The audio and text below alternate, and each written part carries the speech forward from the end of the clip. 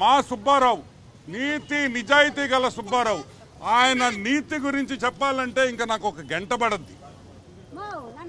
ఆయన అప్రూవ్ చేసేస్తాడు, OC certificate ఇచ్చేస్తారు, డీవియేషన్లు ఉన్నాయి ఇచ్చేస్తారు. నెల్లూరులో ప్రతి బిల్డర్కి చెప్తున్నా, మీరు డీవియేషన్ల గురించి ఆలోచించొద్దు, మీ ఇష్టం వచ్చినట్టు కట్టుకోండి.